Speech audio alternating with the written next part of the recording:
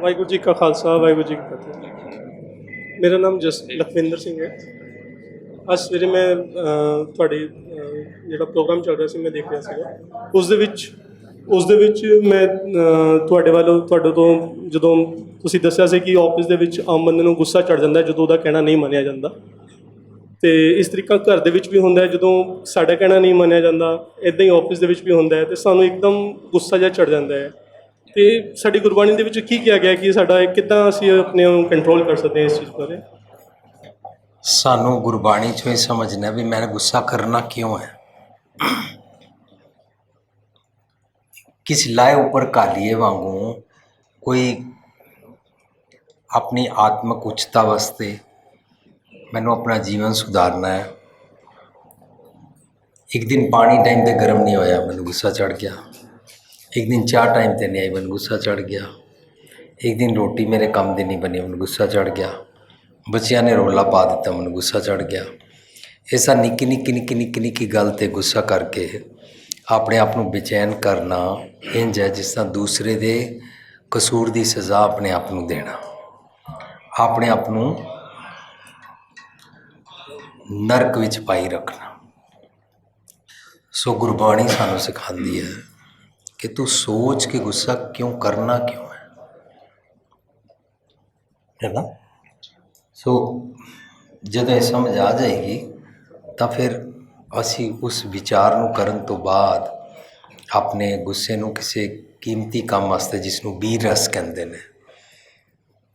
मैनू भी बहुत गुस्सा है कि घरां विच इस्त्रियां नाल धक्का हुंदा है, धीआं भैणां नूं दाज दे नां हेठां सताया जांदा है। वो गुस्सा असी अपने पूरे प्रोग्राम विच लैक्चर विच कड्ढदे हां। आया गुस्सा पर कीमती काम वास्ते आया ना, किसी को बुरा भला भी नहीं कह रहा, तो समाज की आदत सुधारना भी चाहते हैं। सो कीमती कामों वास्ते गुस्सा करना चाहिए। निक्के निक्के कामों ते गुस्सा करके अपनी सेहत, अपनी हार्ट ट्रबल, अपना ब्लड प्रेशर फालतू का असी बताते हैं। मतलब एकदम मतलब अपने आप पे कुछ पता नहीं लगता कि एकदम आ गया तो वो मतलब साढ़े तो रह नहीं जाता उस वेले। मतलब मैं थोड़े प्रोग्राम भी देखे टी वी आम तौर पर जो भी ETC चैनल या GETC के आते हैं प्रोग्राम, तो उदों भी मैं सोचता होंगे कि मेरा सवाल कोई पूछे उत्थे, लेकिन अज मैंने तुहाडे कोल बैठने का मौका मिले तो मैंने बहुत चंगा लग रहा है कि मैं तुहाडे कोल बिल्कुल सामने बैठ के तुहाडे तो वही सवाल जो मेरे मन के है मैं अज पूछ रहा। लखविंदर जी तुहाडी मेहरबानी, पर असी कई किस्मां दा गुस्सा सानू चढ़दा है, कई किस्मां दे सुभाਅ ने। उन्हां चों करीबन 26-27 किस्मां दे क्रोध नूं असी डिस्कस किया। उसकी कैसेट बनी हुई है, क्रोध दियां 2 टेपां बनिया हुई ने। पहली टेप एक हिंदी विच है, उसनूं सुनो। फिर दूजी टेप विच कई किस्मां दा गुस्सा जिहड़ा तुसीं कह रहे हो उहनूं कहंदे ने वोल्कैनो वांगू फट जाना, ज्वालामुखी वांगू निक्की निक्की गल ते फट जाना। तो इस तरह अपने आप को सोचना है कि भी मेरे अंदर यह वाला गुस्सा है तो मैं की करा। बस विचार नहीं है, विचार के उस गुस्से को ट्रांसफॉर्म करना है। जिवें असी पानी तो बिजली बना लेंदे हां, जे पानी को संभालीए ना तो खेती भी खराब हो जाती है। संभाल लेंदे हां तो पानी को बिजली विच परिवर्तित करना। इस तरह अपने गुस्से को कीमती काम वास्ते परिवर्तित। Thank you very much. Waheguru ji का खालसा वाहिगुरू जी की फतेह। मेरे दिमाग 'ਚ ਇੱਕ ਦੁਬਿਧਾ ਹੈ।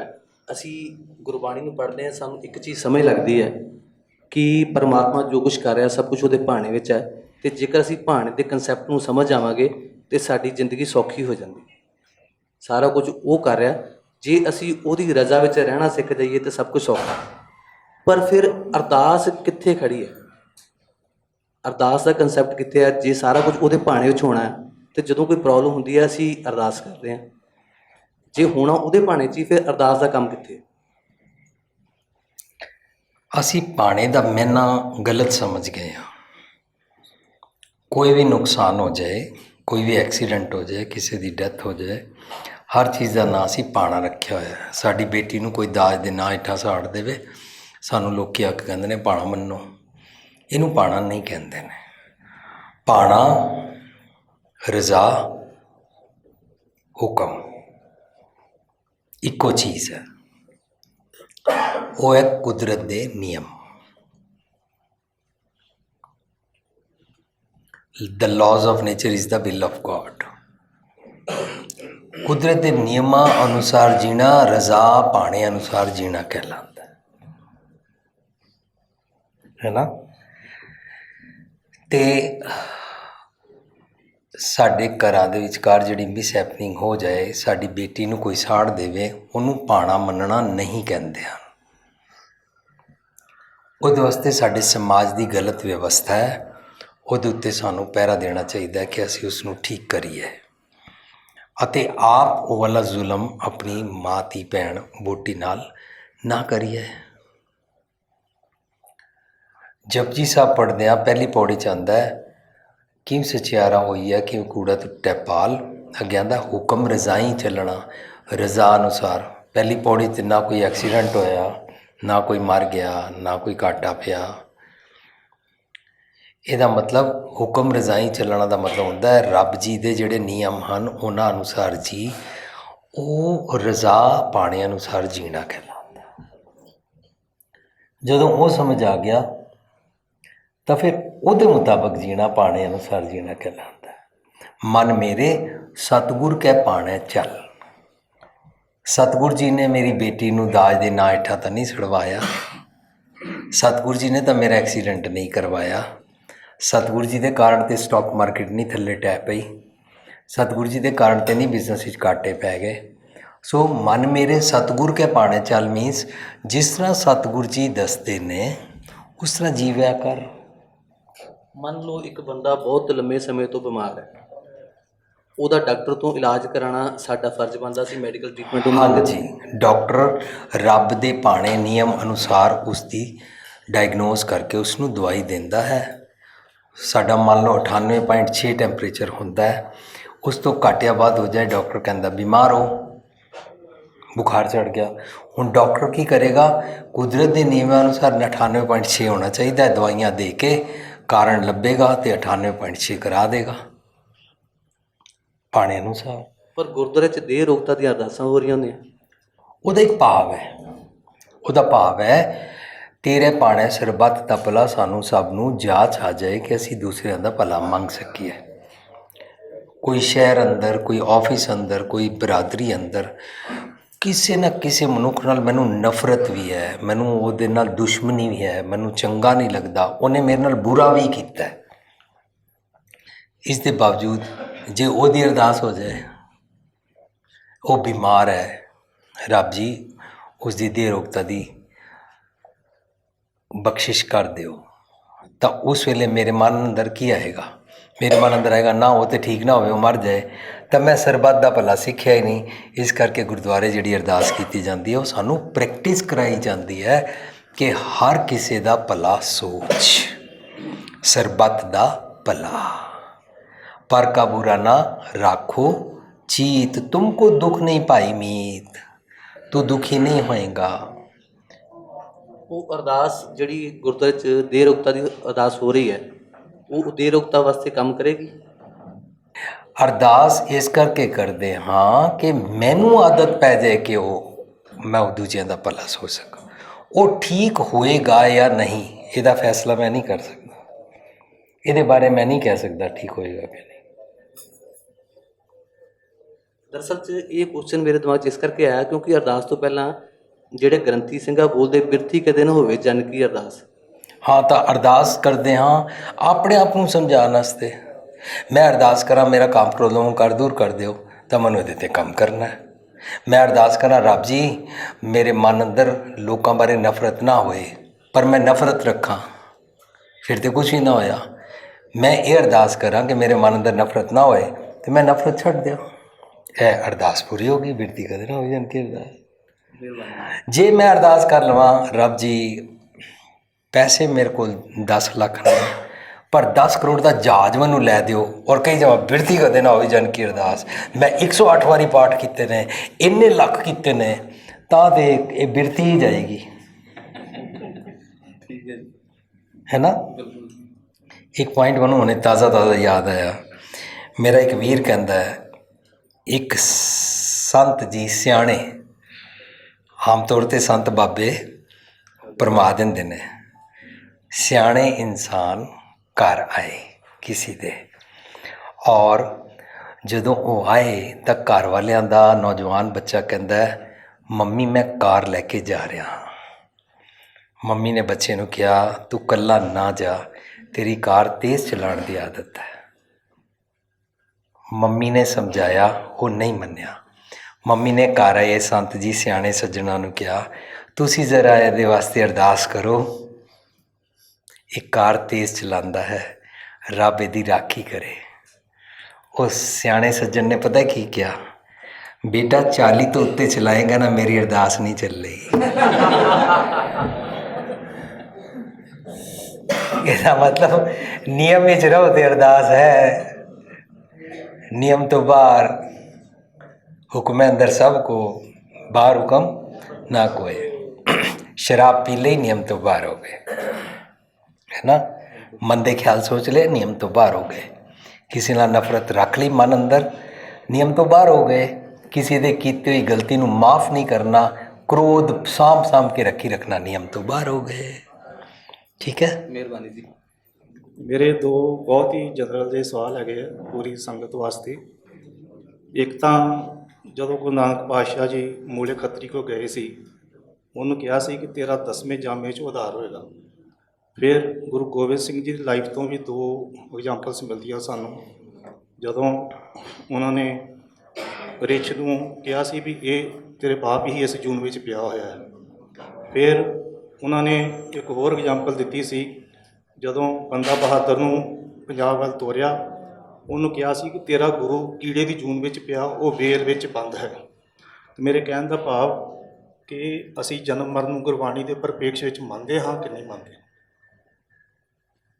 ਕਿ ਇਸ ਜਨਮ ਨੂੰ ਹੀ ਸਭ ਕੁਝ ਲੈ ਕੇ ਚੱਲਦੇ ਹਾਂ।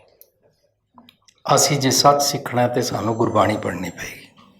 ਜੋ ਇਤਿਹਾਸ ਤੁਸੀਂ ਸੁਣਾ ਰਹੇ ਹੋ ਮੈਨੂੰ ਸਮਝ ਨਹੀਂ ਇਹਦੇ ਬਾਰੇ।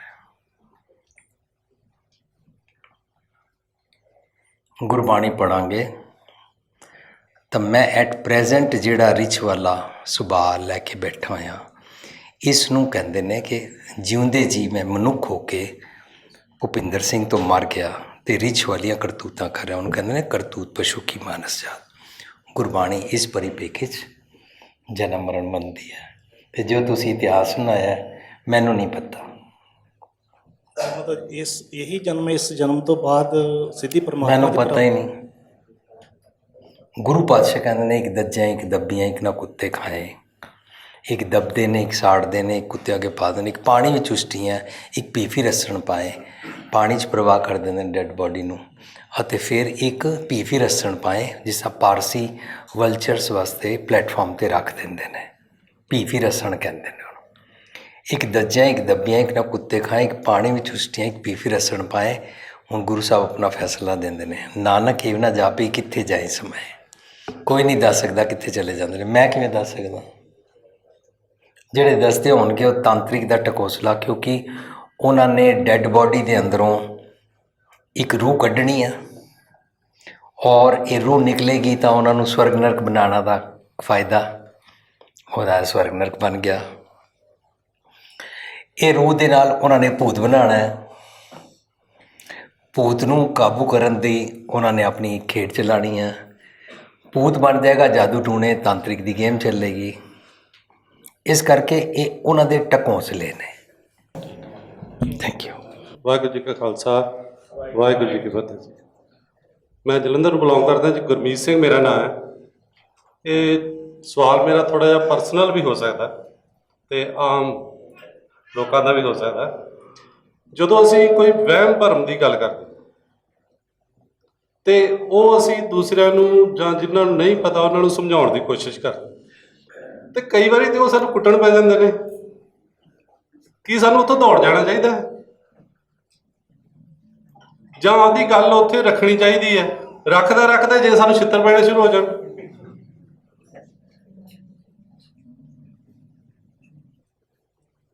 ਵੀ ਆਹ ਚੀਜ਼ ਜਿਹੜੀ ਆ ਗੁਰਮਤਿ ਮੁਤਾਬਿਕ ਨਹੀਂ ਹੈ, ਪਰ ਬਹੁਤ ਸਾਰੇ ਇਕੱਠੇ ਹੋ ਕੇ ਸਾਡੇ ਦੁਆਲੇ ਇਸ ਤਰ੍ਹਾਂ ਹੋ ਜਾਣ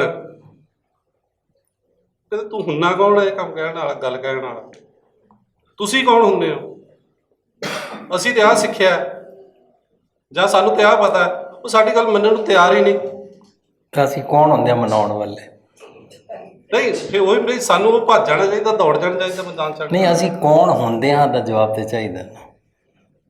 ਉਹ ਤਾਂ ਗੱਲ ਤੁਹਾਡੀ ਬਿਲਕੁਲ ਠੀਕ ਹੈ ਜੀ, ਪਰ ਜਿਹੜੀ ਹੈਗਾ ਨਾ ਵੀ ਜੇ ਵਹਿਮ ਭਰਮ ਤੁਸੀਂ ਦੂਸਰਿਆਂ ਨਾਲ ਡਿਸਕਸ ਕਰਦੇ ਹੋ, ਮੈਂ ਛੋਟੀ ਜਿਹੀ ਤੁਹਾਨੂੰ ਇੱਕ ਉਦਾਹਰਨ ਦੇਵਾਂ ਵੀ ਜੇ ਰਹਿਤ ਮਰਜ਼ਾਦਾ ਵਿੱਚ ਲਿਖਿਆ ਹੈ ਵੀ ਜੇ ਕਿਤੇ ਗੁਰੂ ਗ੍ਰੰਥ ਸਾਹਿਬ ਨੂੰ ਤੁਸੀਂ ਲੈ ਕੇ ਜਾਂਦੇ ਆ ਤੁਹਾਨੂੰ ਸ਼ੂ ਪਾਉਣੇ ਪੈ ਜਾਂਦੇ ਨੇ, ਵੀ ਜਿੱਥੇ ਹਾਲਾਤ ਇਹੋ ਜਿਹਾ ਨਹੀਂ ਹੈ ਤੁਹਾਡੇ ਪੈਰਾਂ ਤੇ ਜ਼ਖਮ ਹੋ ਸਕਦੇ ਨੇ, ਤੇ ਉੱਥੇ ਜੇ ਤੁਸੀਂ ਉਂਝੀ ਚੱਪਲ ਦਾ ਕੀ ਮਾੜਾ ਮੋਟਾ ਨਾਮ ਹੀ ਲੈਂਦੇ ਹੋ ਤਾਂ ਤੁਹਾਨੂੰ ਜਨਤਾ ਜਿਹੜੀ ਉਹ ਤੁਹਾਡੇ ਦੁਆਲੇ ਹੋ ਜਾਂਦੀ।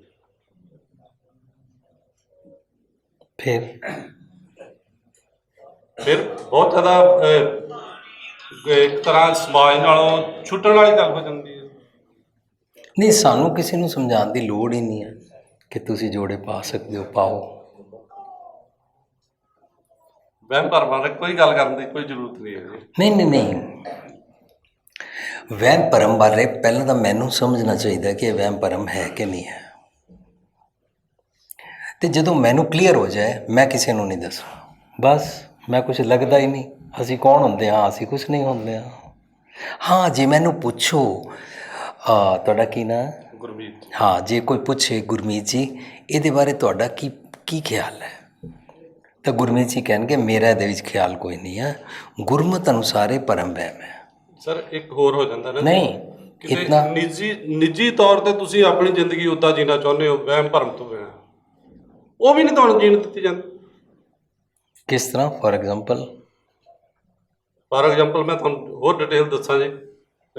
ਇੱਕ ਵਾਰੀ ਮੈਂ ਆਪਣੇ ਘਰ ਵਿੱਚ ਮਹਾਰਾਜ ਦਾ ਸਰੂਪ ਲੈ ਕੇ ਗਿਆ ਸੀ, ਫਾਦਰ ਸਾਹਿਬ ਦੀ ਡੈਥ ਹੋਈ ਸੀ, ਤੇ ਮੈਂ ਅੱਗੇ ਪਾਣੀ ਜਿਹੜਾ ਛਿੜਕਣ ਵਾਲੀ ਗੱਲ ਹੈ, ਮੈਂ ਕਿਹਾ ਯਾਰ ਇਹ ਨਾ ਛਿੜਕੋ ਰਹਿਣ ਦੇ। ਤੋ ਸਾਰੇ ਜਿੰਨੇ ਜਥੇਦਾਰ ਸੀ ਮੇਰੇ ਦੁਆਲੇ ਹੋ ਗਏ ਵੀ ਤੁਸੀਂ ਪਾਣੀ ਕਿਉਂ ਨਹੀਂ ਛਿੜਕਦੇ? ਫਿਰ ਕੀ ਕੀਤਾ ਜਾਏ ਉਸ ਵੇਲੇ? ਸਰ ਭੱਜਣਾ ਪਿਆ ਜੀ। ਨਾ ਉਹਨਾਂ ਨੂੰ ਸਮਝਾਇਆ ਜਾਏ। ਮੈਂ ਉਹੀ ਕਿਹਾ ਵੀ ਸਮਝਾਉਣ ਲੱਗੇ ਜੇ ਕੋਟੀ ਪੈਣੀ ਸ਼ੁਰੂ ਹੋ ਗਈ ਫਿਰ ਮੇਰੀ ਆਪਣੀ ਨਿੱਜੀ ਲਾਈਫ ਵੀ ਮੈਨੂੰ ਜੀਣ ਨਹੀਂ ਦਿੱਤੀ ਜਾਂਦੀ। ਮੈਨੂੰ ਨਾ ਤੁਹਾਡਾ ਕੁਐਸਚਨ ਔਰ ਇਹ ਵਾਲੀ ਪ੍ਰੋਬਲਮ ਇੰਝ ਸਮਝ ਆ ਰਹੀ ਹੈ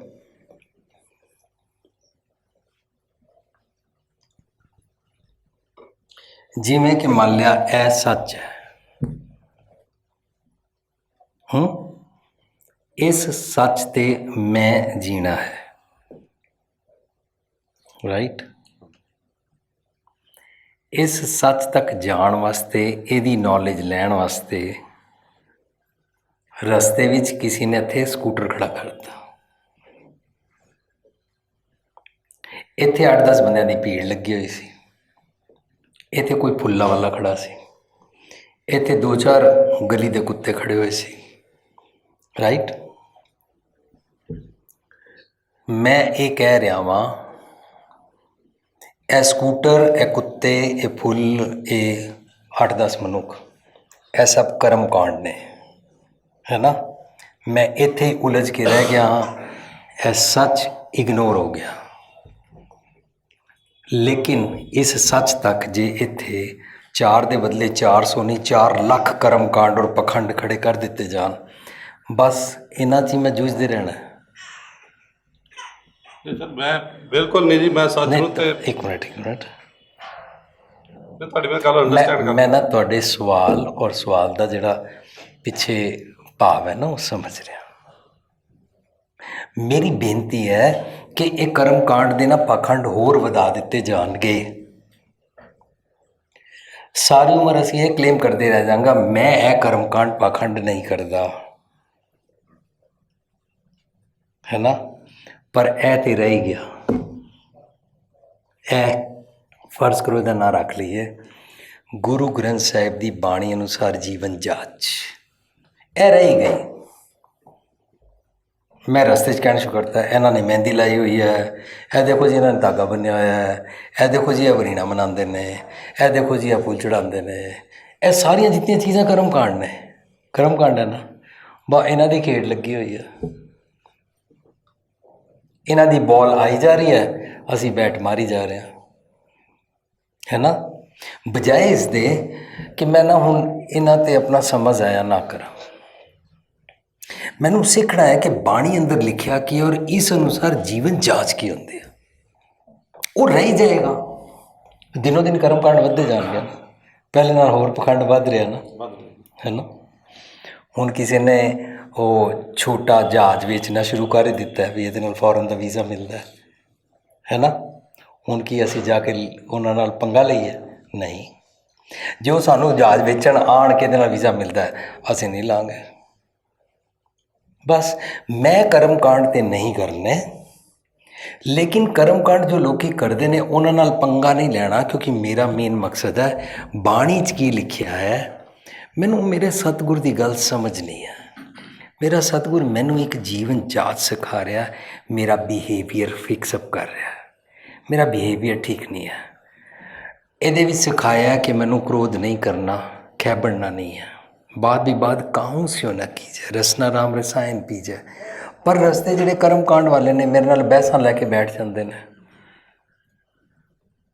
ਮੈਂ ਹੁਣ ਤੰਗ ਆ ਗਿਆ, ਛੋੜ ਆਏ ਹਮ ਗਲੀਆਂ। ਬਸ ਇਹ ਕਹਿ ਦਈਏ, ਕਿਉਂਕਿ ਕਰਮ ਕਾਂਡ ਰੁਕਵਾਉਣ ਦੇ ਨਾਲ ਇਹ ਪ੍ਰਾਪਤ ਨਹੀਂ ਹੋ ਜਾਂਦਾ।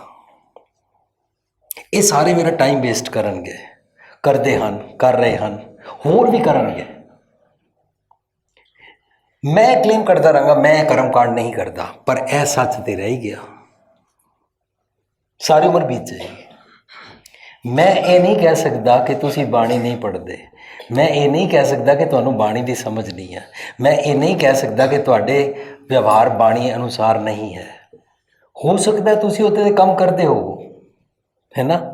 ਪਰ ਬਸ ਜੇ ਅਸੀਂ ਉਹਦੇ 'ਤੇ ਕੰਮ ਕਰਨਾ ਕਿ ਚਲਾਏ ਉੱਪਰ ਕਾਲੀ ਇਹਦੇ 'ਤੇ ਕਰੀਏ, ਇਹ ਰਸਤੇ ਵਿੱਚ ਕਰਮ ਕਾਂਡ ਪਖੰਡ ਕਰਨ ਵਾਲੇ ਬਥੇਰੇ ਵੱਧਦੇ ਜਾਣਗੇ। ਹਰ ਕਿਸੇ ਨਾਲ ਟਿਫ ਹੁੰਦੀ ਜਾਏਗੀ, ਮੈਂ ਦੁਖੀ ਰਵਾਂਗਾ ਦਿਨ ਰਾਤ। ਨਹੀਂ ਖੈਰ, ਜੇ ਦੁਖੀ ਹੋਣਾ ਤਾਂ ਮੈਂ ਛੱਡ ਦਿੱਤਾ, ਉਹ ਤਾਂ ਕੋਈ ਗੱਲ ਨਹੀਂ ਹੈ। ਦੁਖੀ ਹੋਣਾ ਤਾਂ ਛੱਡ ਦਿੱਤਾ ਬਸ। ਸਵਾਲ ਦਾ ਆਨਸਰ ਤੇ ਤੁਸੀਂ ਦੇ ਲਿਆ ਫਿਰ। ਥੈਂਕ ਯੂ ਜੀ, ਮਿਹਰਬਾਨੀ। ਥੈਂਕਸ। ਵਾਹਿਗੁਰੂ ਜੀ ਦਾ ਖਾਲਸਾ, ਵਾਹਿਗੁਰੂ ਜੀ ਦੀ ਫਤਿਹ। ਵਾਹਿਗੁਰੂ ਜੀ ਕੀ ਫਤਿਹ। ਮੇਰਾ ਨਾਮ ਜਸਨੂਰ ਸਿੰਘ ਹੈਗਾ। ਜਸਨੂਰ ਸਿੰਘ। ਜਸਨੂਰ ਸਿੰਘ, ਵਾਹ।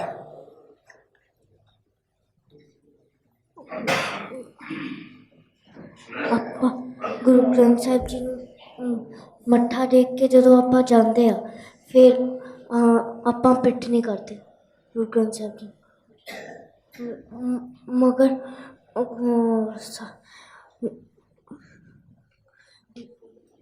ਗੁਰੂ ਤਾਂ ਹਰ ਜਗ੍ਹਾ ਹੈ, ਫਿਰ ਆਪਾਂ ਜਿੱਧਰ ਵੀ ਪਿੱਠ ਕਰੂਗੇ ਉੱਧਰ। ਵਾਹ,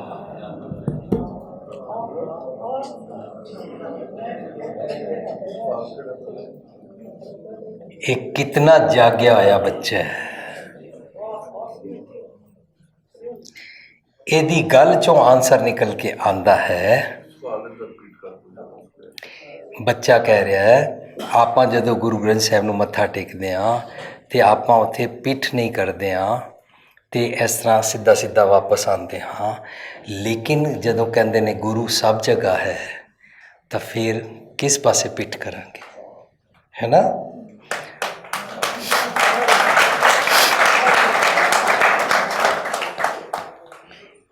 ਕਾਸ਼ ਇਹ ਜਸਨੂਰ ਵਰਗੀ ਸੋਚ ਸਾਡੇ ਵਿੱਚ ਪੈਦਾ ਹੋਵੇ। ਗੁਰਬਾਣੀ ਕਹਿੰਦੀ ਹੈ ਜੇ ਸਤਿਗੁਰ ਦਾ ਕਿਹਾ ਤੂੰ ਨਹੀਂ ਮੰਨਿਆ ਨਾ, ਇਹ ਪਿੱਠ ਕਰਨਾ ਹੈ। ਜਿਹੜਾ ਅਸੀਂ ਸੁਣਿਆ ਮੰਨਦੇ ਨਹੀਂ ਆ ਨਾ, ਉਹਨੂੰ ਪਿੱਠ ਕਰਨਾ ਕਹਿੰਦੇ ਨੇ। ਸੁਣਿਆ ਮੰਨ ਲਿਆ ਤਾਂ ਪਿੱਠ ਨਹੀਂ ਹੈ। ਮੈਂ ਹੰਕਾਰੀ ਹਾਂ, ਹੰਕਾਰੀਆਂ ਨਿੰਦਕਾਂ ਪਿੱਠ ਦੇ, ਸੱਚ ਵੱਲ ਪਿੱਠ ਕਰ ਲਈ। ਪਿੱਠ ਇਸ ਨੂੰ ਨਹੀਂ ਕਹਿੰਦੇ ਨੇ, ਸੱਚ ਤੋਂ ਮੁਨਕਰ ਹੋਣ ਨੂੰ ਪਿੱਠ ਕਹਿੰਦੇ ਨੇ। ਰੱਬ ਜੀ ਸਤਿਗੁਰ ਜੀ ਸਭ ਜਗ੍ਹਾ ਨੇ, ਸਭ ਜਗ੍ਹਾ ਮੈਂ ਉਹਨਾਂ ਦਾ ਕਹਿਣਾ ਮੰਨਦਾ ਹਾਂ, ਤਾਂ ਮੇਰੀ ਉਹਨਾਂ ਵੱਲ ਪਿੱਠ ਨਹੀਂ ਹੈ। ਜੇ ਮੈਂ ਕਹਿਣਾ ਨਾ ਮੰਨਾਂ ਔਰ ਸਿੱਧਾ ਸਿੱਧਾ ਇੰਝ ਪੁੱਠਾ ਵਾਪਸ ਆ ਜਾਵਾਂ ਤਾਂ ਮੈਂ ਪਿੱਠ ਕੀਤੀ ਹੋਈ ਹੈ ਨਾ। ਸੋ ਜਿਹੜਾ ਅਸੀਂ ਮੱਥਾ ਟੇਕਦੇ ਹਾਂ, ਉਹ ਮੱਥਾ ਟੇਕਣ ਦਾ ਸਿਰਫ ਇਤਨਾ ਭਾਵ ਹੈ ਕਿ ਮੈਂ ਆਪਣੀ ਮੱਤ ਉੱਤੇ ਰੱਖ ਲਈ, ਸਤਿਗੁਰੂ ਜੀ ਆਪਣੀ ਮੱਤ ਦਿਓ, ਬਸ। Thank you. ਮੈਂ ਬਿਲਕੁਲ ਸੁਖਪਾਲ ਸਿੰਘ, ਤੁਹਾਡਾ ਜੱਦਾ ਪਾਤਸ਼ਾਹ ਕਹੀਂ ਸਸਤੇ ਦੇ ਗੁਰਬਾਣੀ ਦੇ ਹਿਸਾਬ ਤੁਸੀਂ ਸੰਚਲਾਣਾ ਚਾਹੁੰਦੇ ਹੋ। ਮੈਂ ਕਾਫੀ ਤੁਹਾਡਾ ਸੁਣਦਾ ਵੀ ਹਾਂ। ਅੱਜ ਜਿਹੜੀ ਬਹਿਸ ਦਲਜੀਤ ਜੀ ਨੇ ਜਾਂ ਉਹਨਾਂ ਨੇ ਕੀਤੀ ਹੈ, ਉਹ ਸਿਰਫ ਉਹਦੇ 'ਚ ਮੈਂ ਇਹ ਐਡ ਕਰਨਾ ਚਾਹੁੰਦਾ, ਜੇ ਤੁਹਾਡੀ ਗੱਲ ਇਹ ਮੰਨ ਲਈ ਜਾਵੇ ਵੀ ਅਸੀਂ ਇੱਥੇ ਤੱਕ ਪਹੁੰਚਣਾ, ਤੇ ਫਿਰ ਤੇ ਇਹੀ ਹੈ ਨਾ ਵੀ ਮੈਂ ਤੇ ਇਕੱਲਾ ਹੀ ਪਹੁੰਚਿਆ ਨਾ, ਮੈਂ ਸਮਾਜ ਨੂੰ ਕੋਈ ਸੇਧ ਨਹੀਂ ਦੇ ਸਕਿਆ, ਮੈਂ ਪ੍ਰਬੰਧਕ ਕਮੇਟੀ ਨੂੰ ਕੋਈ ਸੇਧ ਨਹੀਂ ਦੇ ਸਕਿਆ। ਮੈਨੂੰ ਜਿਹੜੀਆਂ ਗੱਲਾਂ ਠੀਕ ਨਹੀਂ ਲੱਗਦੀਆਂ ਪਈਆਂ ਗੁਰਬਾਣੀ ਦੇ ਮੁਤਾਬਕ, ਜਿਸ ਤਰ੍ਹਾਂ ਤੁਸੀਂ ਹਮੇਸ਼ਾ ਹੀ ਫਰਮਾਉਂਦੇ ਹੋ, ਉਹ ਮੈਂ ਉਹਦੇ ਵਿੱਚ ਕੁਝ ਵੀ ਕੰਟਰੀਬਿਊਸ਼ਨ ਨਹੀਂ ਕਰ ਸਕਿਆ। ਤੇ ਜਾ ਕੇ ਕੀ ਮੈਂ ਪਰਮਾਤਮਾ ਨੂੰ ਇਹ ਕਹਾਂਗਾ, ਜਿਹੋ ਜਿਹਾ ਦਿਮਾਗ ਮੈਨੂੰ ਤੂੰ ਦਿੱਤਾ ਸੀ ਉੱਦਾਂ ਮੈਂ ਵਾਪਸ ਲਿਆਂਦਾ, ਮੈਂ ਤਾਂ ਖਰਚੇ ਕੱਖ ਨਹੀਂ, ਮੈਂ ਕੁਛ ਨਹੀਂ ਕੀਤਾ, ਸਮਾਜ ਵਾਸਤੇ ਵੀ ਕੁਝ ਨਹੀਂ ਕੀਤਾ।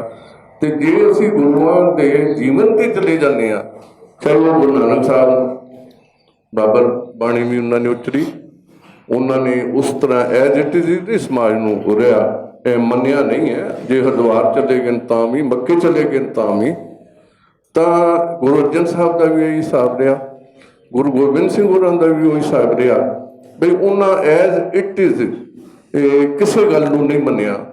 ਜਿੱਥੇ ਰੌਲਾ ਪਾਉਣ ਦੀ ਲੋੜ ਪਈ ਹੈ, ਜਿੱਥੇ ਲੋਕਾਂ ਨੂੰ ਸੁਲਝਾਉਣ ਦੀ ਲੋੜ ਪਈ ਹੈ, ਆਪਣੇ ਆਪਣੇ ਤਰੀਕੇ ਨਾਲ ਉਹਨਾਂ ਨੇ ਸਮਾਜ ਨੂੰ ਅਗਵਾਈ ਦਿੱਤੀ ਹੈ।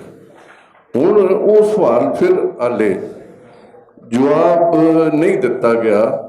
ਉਹ ਅਸੀਂ ਜਿਹੜੇ ਵਿਚਲੇ ਨੇ ਉਹਨਾਂ ਨੂੰ ਹਟਾ ਵੀ ਦੇਈਏ ਜਾਂ ਉਹਨਾਂ ਦੇ ਕੋਲ ਜੋ ਵੀ ਕਰ ਸਕੀਏ, ਪਰ ਹਟਾਵਾਂਗੇ ਤਾਂ ਗੱਲ ਬਣੇਗੀ ਨਾ। ਹੁਣ ਤੁਸੀਂ ਸੇਧ ਦੇ ਦਿਓ ਵੀ ਸਾਨੂੰ ਢਾਣਾ ਹੀ ਨਹੀਂ ਚਾਹੀਦਾ, ਸਾਨੂੰ ਉੱਥੇ ਪਹੁੰਚ ਜਾਣਾ ਚਾਹੀਦਾ, ਫਿਰ ਤਾਂ ਮੈਂ ਤਾਂ ਇਕੱਲਾ ਹੀ ਪਹੁੰਚਿਆ, ਹੋਰ ਤਾਂ ਕੋਈ ਨਾ ਪਹੁੰਚਿਆ। ਸਮਾਜ 'ਚ ਉਹ ਗਲਤ ਹੁੰਦਾ ਪਿਆ ਹੈ। ਉਹ ਜੇ ਜਿਸ ਤਰ੍ਹਾਂ ਤੁਸੀਂ ਪਿਤਾ ਜੀ ਦੀ ਗੱਲ ਕੀਤੀ, ਜੀ ਇਹੀ ਮੇਰਾ ਸਵਾਲ ਵੀ ਉਹਦੇ 'ਚ ਹੈ ਵੀ ਕੀ ਸੰਸਕਾਰ ਤੋਂ ਬਾਅਦ ਇਹ ਸਾਰਾ ਕੁਝ ਕਰਨਾ ਜ਼ਰੂਰੀ ਹੈ? ਪਾਠ ਪੜ੍ਹਨਾ, ਭੋਗ ਪਾਉਣਾ, ਜਾਂ ਕੁਝ ਅਸੀਂ ਫੁੱਲ ਜਾ ਕੇ ਕਿਸੇ ਥਾਂ ਦੇ ਉੱਤੇ ਜਿਹਨੂੰ ਪਵਿੱਤਰ ਮੰਨਦਾ ਉੱਥੇ ਜਾ ਕੇ ਰੋਲਣੇ, ਇਹ ਠੀਕ ਨੇ? ਤਾਂ ਫਿਰ ਇਹ ਹੈ ਨਾ ਵੀ ਉੱਥੇ ਦਿੱਲੀ ਤਾਂ ਜਾਂ ਬੰਬੇ ਤਾਂ ਕੋਈ ਸੰਸਕਾਰ ਨਹੀਂ ਹੁੰਦਾ ਪਿਆ, ਇਹ ਸਾਰੇ ਨਰਕਾਂ ਹੀ ਜਾਣਗੇ, ਠੀਕ ਹੈ ਨਾ। ਤਾਂ ਇਸ ਵਾਸਤੇ ਮੈਂ ਕਹਿੰਦਾ ਇਸ ਸਵਾਲ ਨੂੰ ਫਿਰ ਕਲੀਅਰ ਕਰੋ ਵੀ ਐਜ਼ ਇਟ ਇਜ਼, ਜੇ ਅਸੀਂ ਮੰਨ ਲਿਆ, ਚਾਹੇ ਉਹ ਗੁਰਦੁਆਰੇ ਦੇ ਪ੍ਰਬੰਧਕ ਨੂੰ, ਹੋਰ ਕਿਤੇ ਪ੍ਰਬੰਧਕ ਨੂੰ, ਸਮਾਜ ਦੇ ਕਰਤਾ ਨੇ, ਫਿਰ ਅਸੀਂ ਕੀ ਬੱਚੇ ਫਿਰ ਅਸੀਂ ਸਾਡੇ ਕਿੱਥੋਂ ਸਿੱਖਣਗੇ ਵੀ ਇੱਥੇ ਪਾਪਾ ਨੇ ਆਵਾਜ਼ ਉਠਾਈ ਸੀ? ਅਸੀਂ ਅੱਜ ਵੀ ਕਹਿੰਦੇ ਪਿਓ ਆਪਣੇ ਪਿਓ ਦਾ ਨਾਂ ਲੈ ਕੇ, ਗੁਰੂ ਗੋਬਿੰਦ ਸਿੰਘ ਹੋਰਾਂ ਦਾ, ਉਹਨਾਂ ਆਵਾਜ਼ ਉਠਾਈ ਸੀ, ਗੁਰੂ ਅਰਜਨ ਸਾਹਿਬ ਨੇ ਆਵਾਜ਼ ਉਠਾਈ ਹੈ, ਗੁਰੂ ਨਾਨਕ ਸਾਹਿਬ ਨੇ ਆਵਾਜ਼ ਉਠਾਈ ਹੈ। ਭਾਵੇਂ ਇਹ ਵੀ ਗੱਲ ਠੀਕ ਹੈ, ਉਹਨਾਂ ਨੂੰ ਆਪ ਹੀ ਸਮਰੱਥ ਸਨ, ਗੁਰੂ ਸਾਹਿਬ ਪਰਮਾਤਮਾ ਦਾ ਰੂਪ ਹੀ ਸਨ। ਇੱਥੇ ਫਿਰ ਮੈਂ ਥੋੜ੍ਹੀ ਜਿਹੀ ਬੇਨਤੀ ਕਰਾਂਗਾ ਹੱਥ ਜੋੜ ਕੇ ਬਈ ਥੋੜ੍ਹੀ ਸੇਧ ਹੋਰ ਦਿਓ, ਇਹ ਤਾਂ ਕਿ ਪੁਆਇੰਟ ਕਲੀਅਰ ਹੋ ਸਕੇ। ਇਹ ਤਿੰਨੇ ਭਰਾ ਮੇਰੇ ਆਏ ਨੇ ਤੇ ਕੁਝ ਨੁਕਤੇ ਉਹਨਾਂ ਨੂੰ ਦੁਬਾਰਾ ਪਲੀਜ਼ ਸਾਨੂੰ ਫਿਰ ਜਵਾਬ ਦਿਓ। ਤੁਹਾਡੀ ਸ਼ੇਅਰਿੰਗ ਦੀ ਮਿਹਰਬਾਨੀ। ਮੈਂ ਆਪਣੇ ਇੱਕ ਵੀਰ ਦਾ ਪ੍ਰੈਕਟੀਕਲ ਐਗਜ਼ਾਮਪਲ ਸਾਂਝ ਕਰਨਾ ਚਾਹੁੰਦਾ। ਉਹ ਨਿਊਯਾਰਕ ਰਹਿੰਦਾ ਹੈ। ਉਹਨੇ ਮੈਨੂੰ ਦੱਸਿਆ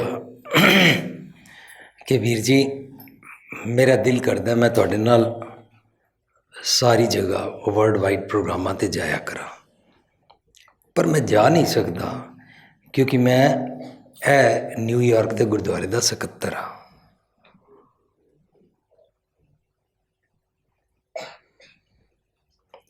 ਮੈਂ ਕਿਹਾ ਅੱਛਾ, ਤੁਸੀਂ ਸਕੱਤਰ ਕਿਉਂ ਬਣੇ ਹੋ? ਕਹਿੰਦਾ ਸਾਰਾ ਸਿਸਟਮ ਸੁਧਾਰ ਦੇਣਾ।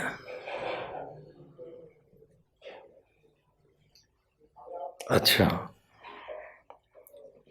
ਮੈਂ ਕਿਹਾ ਤੁਹਾਨੂੰ ਦਿਲ ਕਰਦਾ ਹੈ ਤੁਸੀਂ ਜਾਣਾ, ਮੈਂ ਤਾਂ ਨਹੀਂ ਕਹਿੰਦਾ ਤੁਸੀਂ ਸਭ ਜਗ੍ਹਾ ਮੇਰੇ ਨਾਲ ਜਾਣਾ। ਕਹਿੰਦਾ ਵੀਰ ਜੀ ਕੋਈ ਤਾਂ ਸੁਧਾਰੇਗਾ। ਮੈਂ ਠੀਕ ਹੈ।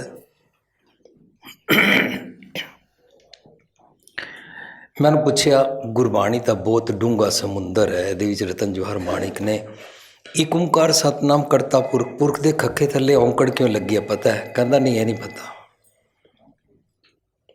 ਪਰ ਨਾਲ ਛੁੱਟਦਿਆਂ ਹੀ ਕਹਿੰਦਾ ਮੈਂ 8 ਸਾਲ ਸਟੁੱਟਗਾਰਟ ਰਿਹਾ, ਜਰਮਨੀ। ਕਿਸੇ ਨੂੰ ਪੁੱਛ ਲਓ ਜਾ ਕੇ, ਮੈਂ ਉੱਥੇ ਵੀ ਸਕੱਤਰ ਸੀ। ਸਾਰੇ ਕਰਮਕਾਂਡ ਛੁਡਾ ਦਿੱਤੇ, ਸਭ ਨੂੰ ਸੁਧਾਰ ਕੇ ਰੱਖ ਦਿੱਤਾ। ਮੈਂ ਕਿਹਾ ਅੱਛਾ, ਇੱਥੇ ਨਿਊਯਾਰਕ 'ਚ ਪਿਛਲੇ 4 ਸਾਲਾਂ ਤੋਂ ਮੈਂ ਤੈਨੂੰ ਦੇਖ ਰਿਹਾ, ਤੈਨੂੰ ਕਿੰਨੇ ਸਾਲ ਹੋ ਗਏ?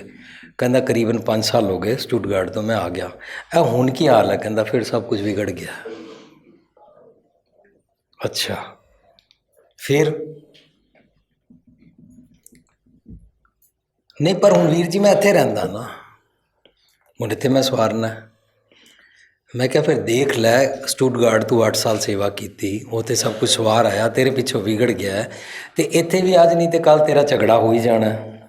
ਤੂੰ ਝਗੜਾਲੂ ਨਹੀਂ ਹੈ, ਲੇਕਿਨ ਝਗੜਾਲੂ ਵਿੱਚ ਆ ਜਾਣਗੇ, ਝਗੜਾ ਹੋ ਜਾਣਾ ਹੈ। ਤਾਂ ਤੂੰ ਇਹੀ ਉਹ ਗੁਰਦੁਆਰੇ ਤੋਂ ਘਰ ਜਾਂਦਿਆਂ ਰਸਤੇ 'ਚ ਕਹੇਂਗਾ ਮੈਂ ਦਿਨ ਰਾਤੀ ਕਰ ਦਿੱਤਾ, ਮੈਂ ਪੈਸੇ ਲਗਾਏ, ਮੈਂ ਪਰਿਵਾਰ ਦੀ ਸੈਕਰੀਫਾਈਸ ਕਰਕੇ ਆਇਆ, ਨੀਂਦਰਾਂ ਛੱਡੀਆਂ, ਮੈਂ ਕੰਮ ਛੱਡਿਆ, ਸਭ ਕੁਝ ਕੀਤਾ, ਇੰਨਾ ਸਵਾਰਿਆ। ਇਹ ਸਾਰੇ ਮੰਨਦੇ ਨਹੀਂ ਹਨ, ਇਹ ਸਿੱਧੇ ਪਾਸੇ ਟੁੱਟਦੇ ਨਹੀਂ ਹਨ। ਹਾਰ ਕੇ ਮੈਂ ਘਰ ਆ ਗਿਆ, ਐਵੇਂ ਆਪਣਾ ਮੈਂ ਸਮਾਂ ਲਗਾਇਆ। ਇਹ ਕਹਿ ਕੇ ਤੈਨੂੰ ਰਿਗਰੈਟ ਹੋਏਗਾ। ਕੁਛ ਦਿਨਾਂ ਬਾਅਦ ਉਹ ਇੰਝ ਹੀ ਰੋਂਦਾ ਹੋਇਆ ਸੜਕ 'ਤੇ ਵਾਪਸ ਆ ਰਿਹਾ ਸੀ। ਮੈਂ ਕਿਹਾ ਕੀ ਹੋਇਆ? ਕਹਿੰਦਾ ਉਹੀ ਸਭ ਕੁਝ ਹੋਇਆ। ਵੀਰ ਜੀ ਅੱਜ ਸਮਝਾਓ, ਕਰਤਾ ਪੁਰਖ ਦੇ ਖੱਖੇ ਥੱਲੇ ਔਂਕੜ ਕਿਉਂ ਲੱਗੀ ਆ?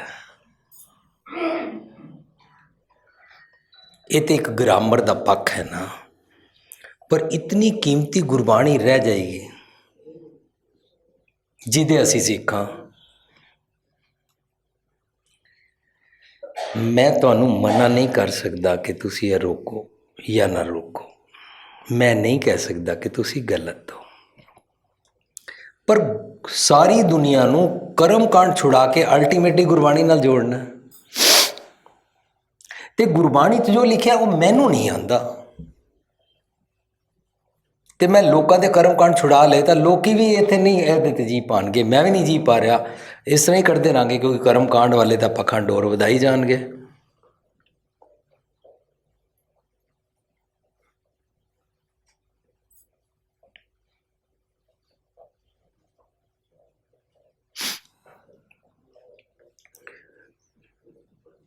ਜੋ ਮੈਨੂੰ ਸਮਝ ਆਇਆ ਉਹ ਮੈਂ ਤੁਹਾਡੇ 'ਤੇ ਥੋਪ ਨਹੀਂ ਸਕਦਾ। ਜੋ ਮੈਨੂੰ ਸਮਝ ਆਇਆ ਉਹ ਜ਼ਰੂਰੀ ਨਹੀਂ ਕਿ ਸੱਚ ਹੈ ਔਰ ਸਹੀ ਹੈ।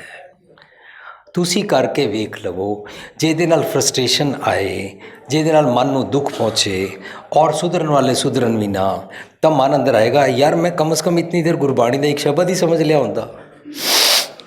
ਉਹ ਤੇ ਰਹਿ ਹੀ ਗਿਆ। ਅਲਟੀਮੇਟਲੀ ਮੈਂ ਕਰਮ ਕਾਂਡ ਹਟਾਉਣ ਵਾਲਾ ਸਿੱਖ ਹਾਂ ਜਾਂ ਗੁਰਬਾਣੀ ਤੋਂ ਸਮਝ ਕੇ ਗੁਰਬਾਣੀ ਦਾ ਸਿੱਖ ਹਾਂ। ਗੁਰੂ ਨਾਨਕ ਪਾਤਸ਼ਾਹ ਨੇ ਜੇਕਰ ਹਰਿਦੁਆਰ ਪਾਣੀ ਲੋਕੀ ਦੇ ਰਹੇ ਸੀ, ਸਿੰਪਲੀ ਆਪਣਾ ਕਰਤਾਰਪੁਰ ਦੇਣਾ ਸ਼ੁਰੂ ਕਰਤਾ, ਬਸ। ਨਾ ਕਿਸੇ ਨਾਲ ਬਹਿਸ ਕੀਤੀ, ਨਾ ਕਿਸੇ ਨਾਲ ਲੜੇ, ਨਮਰਤਾ ਦੀ ਇੰਤਹਾ।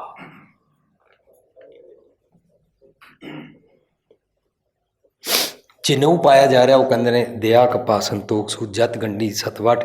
ਇਹ ਜਨੇਊ ਜੀ ਕਹਾਈ ਤਾਂ ਪਾਂਡੇ ਕੱਤ ਮਨੂੰ, ਉਹ ਵਾਲਾ ਜਨੇਊ ਪਾ ਦੇ ਜਿਹਦੇ ਦਿਆ ਹੋਵੇ, ਸੰਤੋਖ ਹੋਵੇ, ਜਤ ਸਤ ਦੀ ਸੋਚ ਹੋਵੇ, ਉਹ ਮੈਨੂੰ ਪਾ ਦੇ। ਬਸ ਹੈ ਤਾਂ ਪਾ ਦੇ। ਸਾਡੇ ਘਰ ਵਿੱਚ ਕਿਸੇ ਦੀ ਡੈਥ ਹੋ ਜਾਏ, ਕੋਈ ਆ ਕੇ ਕਹੇ ਵਰੀਣਾ ਕਰੋ, ਅਸੀਂ ਉਹਨੂੰ ਪੁੱਛੀਏ ਜੇ ਇਹ ਜੀਂਦੇ ਜੀ ਰੱਬ ਜੀ ਨਾਲ ਇੱਕ ਮਿਕਤਾ ਵਾਲਾ ਜੀਵਨ ਜੀ ਰਹੇ ਸੀ ਤਾਂ ਵਰੀਣਾ ਕਿਉਂ ਕਰਨਾ? ਸਵਾਲ ਉਹਨੂੰ ਪੁੱਛੀਏ, ਬਸ। ਪਰ ਜਿਹੜਾ ਵਰੀਣਾ ਮਨਾ ਰਿਹਾ ਉਹਨੂੰ ਅਸੀਂ ਸਟਾਪ ਨਹੀਂ ਕਰਾ ਪਾ ਰਹੇ ਹਾਂ। ਹੋ ਸਕਦਾ ਹੈ ਅਸੀਂ ਉਹਦੇ ਸਾਹਮਣੇ ਸ਼ਬਦ ਰੱਖੀਏ, ਜੀਵਤ ਪਿਤਰ ਨਾ ਮਾਨੇ ਕੋਈ ਮੋਹ ਜਾਂ ਸ਼ਰਾਧ ਕਰਾਈ, ਤਾਂ ਸ਼ਾਇਦ ਵਿਚਾਰ ਕਰਦੇ ਹੋਇਆ ਉਹਨੂੰ ਵੀ ਕਲਿੱਕ ਹੋ ਜਾਏ, ਉਹਨੂੰ ਕਰਮਕਾਂਡ ਛੋੜਨੇ ਨਾ ਪੈਣ, ਉਹਦੇ ਕੋਲ ਕਰਮਕਾਂਡ ਛੁੱਟ ਜਾਣ। ਐਸੀ ਜਾਂਚ, ਐਸੀ ਟੈਕਨੀਕ ਗੁਰੂ ਪਾਤਸ਼ਾਹ ਵਰਤਦੇ ਨੇ।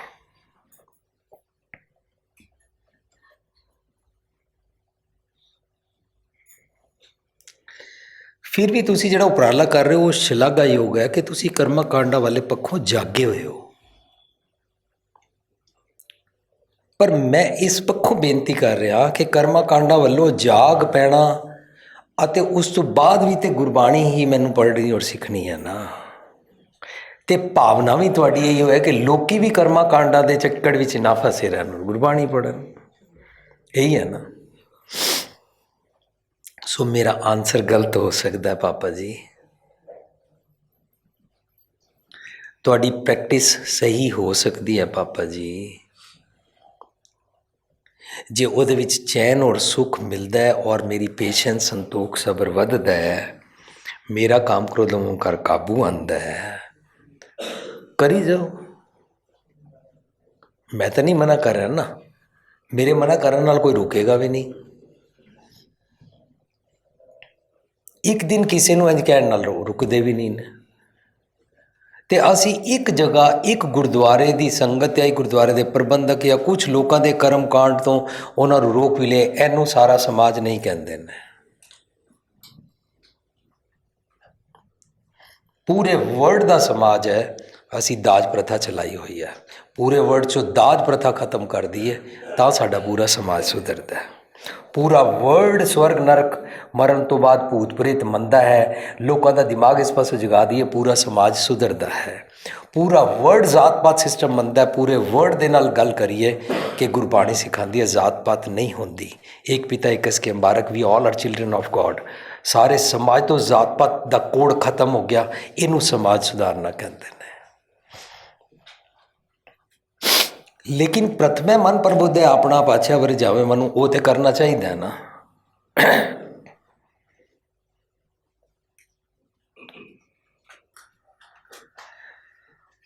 ਉਸ ਪੱਖੋਂ ਅਸੀਂ ਜਾਗਣਾ ਹੈ, ਮੇਰਾ ਮਕਸਦ ਸਿਰਫ ਇਤਨਾ ਹੀ ਕਹਿਣਾ ਸੀ, ਹੈ ਨਾ। ਹਾਂਜੀ, ਵਾਹਿਗੁਰੂ ਜੀ ਕਾ ਖਾਲਸਾ, ਵਾਹਿਗੁਰੂ ਜੀ ਕੀ ਫਤਿਹ। ਮੇਰਾ ਨਾਮ ਸਤਿੰਦਰ ਕੌਰ ਹੈ। ਮੈਂ ਪੁੱਛਣਾ ਚਾਹੁੰਦੀ ਹਾਂ, ਜਿਵੇਂ ਹੁਣ ਲੋਕੀ ਕਹਿੰਦੇ ਕਿ 40 ਦਿਨ ਗੁਰਦੁਆਰੇ ਜਾਓ ਤੇ ਤੁਹਾਡੀ ਕਾਮਨਾ ਪੂਰੀਆਂ ਹੋਣਗੀਆਂ, ਕਹਿੰਦੇ ਨੇ ਇੰਨੇ ਤੁਸੀਂ ਪਾਠ ਕਰੋ ਤੁਹਾਡੀ ਕਾਮਨਾਵਾਂ ਪੂਰੀਆਂ ਹੋਣਗੀਆਂ। ਜਿਵੇਂ ਦੁੱਖ ਭੰਜਨੀ ਸਾਹਿਬ ਦਾ ਪਾਠ ਹੈ, ਔਰ ਉਹਦੇ ਵਿੱਚ ਲਿਖਿਆ ਹੁੰਦਾ ਹੈ ਸ਼ਬਦ ਤੁਸੀਂ ਇੰਨੇ ਦਿਨ 40 ਦਿਨ ਨਹਾ ਧੋ ਕੇ ਕਰੋ, ਤੁਹਾਡੀ ਕਾਮਨਾ ਪੂਰੀਆਂ ਹੋਣਗੀਆਂ। ਅਤੇ ਭਾਵੇਂ ਪੜ੍ਹ ਲਈ, ਭਾਵੇਂ ਉਹਦੀ ਸਮਝ ਨਾ ਆਵੇ, ਪਰ ਫਿਰ ਇਹ ਕਿ ਅਸੀਂ ਹੁਣ ਕਿਸ ਚੀਜ਼ ਨੂੰ ਮੰਨੀਏ। ਫਿਰ ਇਹ ਕਿ 40 ਦਿਨ ਜਾਓ ਅਤੇ ਇਹ ਤੁਹਾਡੀ ਹੋਣਗੀ ਹੈ। ਤੁਸੀਂ ਗੁਰੂ ਗ੍ਰੰਥ ਸਾਹਿਬ ਜੀ ਦਾ ਪਾਠ ਕਰੋ ਅਤੇ ਤੁਹਾਡੀ ਕਾਮਨਾਵਾਂ ਪੂਰੀਆਂ ਹੋਣਗੀਆਂ। ਤੁਸੀਂ ਦੁੱਖ ਭੰਜਨੀ ਸਾਹਿਬ ਦਾ ਵਾਲਾ ਸ਼ਬਦ ਲਓ, 40 ਦਿਨ ਪੜ੍ਹੋ, ਤੁਹਾਡੇ ਹੋਰ ਕਾਮਨਾ ਪੂਰੀਆਂ ਹੋਣਗੀਆਂ। ਮੈਨੂੰ ਇਸ ਉੱਤੇ ਇਹ ਸੱਚ ਹੈ ਜਾਂ ਝੂਠ ਹੈ? ਜਾਂ ਹੁਣ ਮੈਂ ਪਾਠ ਤਾਂ ਕਰ ਲਿੱਤਾ, ਭਾਵੇਂ ਮੈਨੂੰ ਗੁਰਬਾਣੀ ਦੀ ਸਮਝ ਆਈ ਹੈ ਕਿ ਨਹੀਂ ਆਈ, ਅਤੇ ਮੈਂ ਇਸ ਦਾ ਆਨਸਰ ਚਾਹੁੰਦੀ ਹੈਗੀ ਹਾਂ। ਗੁਰਬਾਣੀ 'ਚ 40 ਦਿਨ ਜਾਂ 108 ਵਾਰੀ ਜਾਂ ਲੱਖ ਵਾਰੀ ਕੁਛ ਪੜ੍ਹ ਲਵੋ, ਉਹਦੇ ਨਾਲ ਮਨੋਕਾਮਨਾ ਪੂਰਨ ਹੋ ਜਾਏਗੀ। ਇਹ ਲੇਖੇ ਕੱਤੇ ਨਾ ਛੂਟੇ, ਖਿਨ ਖਿਨ ਫੂਲਨ ਹਾਰ। ਇਸ ਤਰ੍ਹਾਂ ਕੂੜਿਆਂ ਦੀ ਠੀਸ ਵਾਲੀ ਕੈਲਕੂਲੇਸ਼ਨ ਦੇ ਨਾਲ, ਗਿਣਤੀਆਂ ਮਿਣਤੀਆਂ ਦੇ ਨਾਲ ਮਨੋਕਾਮਨਾ ਪੂਰਨ ਨਹੀਂ ਹੁੰਦੀ। ਪਰ ਗੁਰਬਾਣੀ 'ਚੋਂ ਪੁੱਛਣਾ ਪਏਗਾ ਮਨੋਕਾਮਨਾ ਕਿਹਨੂੰ ਕਹਿੰਦੇ ਨੇ। ਹਾਂਜੀ, ਬਸ ਇਹੋ ਚਾਹੁੰਦੀ। ਜਾਚਕ ਮੰਗੇ ਦਾਨ ਦੇ ਪਿਆਰਿਆ, ਇਹ ਮਨੋਕਾਮਨਾ ਹੈ ਨਾ। ਇਹ ਮਨੋਕਾਮਨਾ ਨਹੀਂ ਹੈ ਕਿ ਮੇਰੇ ਘਰ ਪੁੱਤਰ ਹੋਵੇ, ਇਹ ਮਨੋਕਾਮਨਾ ਨਹੀਂ ਹੈ ਕਿ ਮੈਨੂੰ ਜੌਬ ਮਿਲ ਜਾਏ, ਮਨੋਕਾਮਨਾ ਨਹੀਂ ਹੈ ਮੇਰਾ ਮਕਾਨ ਬਣ ਜਾਏ, ਮਨੋਕਾਮਨਾ ਨਹੀਂ ਹੈ ਮੇਰਾ ਬੋਨਸ ਮਿਲ ਜਾਏ, ਮੇਰੀ ਪ੍ਰਮੋਸ਼ਨ ਹੋ ਜਾਏ।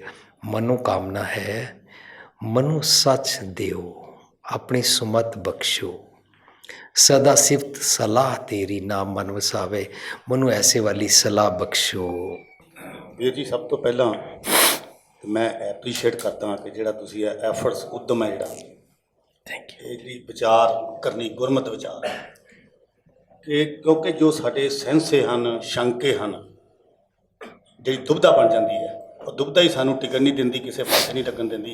ਇਹ ਦੁਬਿਧਾ ਨੂੰ ਨਿਵਰਤ ਕਰਨ ਲਈ ਜਿਸ ਤਰ੍ਹਾਂ ਤੁਹਾਨੂੰ ਨੌਲੇਜ ਹੈ, ਪ੍ਰੈਕਟੀਕਲ ਹੈ, ਤੁਸੀਂ ਸੰਗਤਾਂ ਦੇ ਜੋ ਸ਼ੰਕੇ ਨਿਵਰਤ ਕਰ ਰਹੇ ਹੋ, ਇਹ ਬੜੀ ਵਧੀਆ ਤੇ ਐਪਰੀਸ਼ੀਏਟੇਬਲ ਜੋ ਹੈ, ਇਹ ਬਹੁਤ ਵੱਡਾ ਐਫਰਟਸ ਹੈ।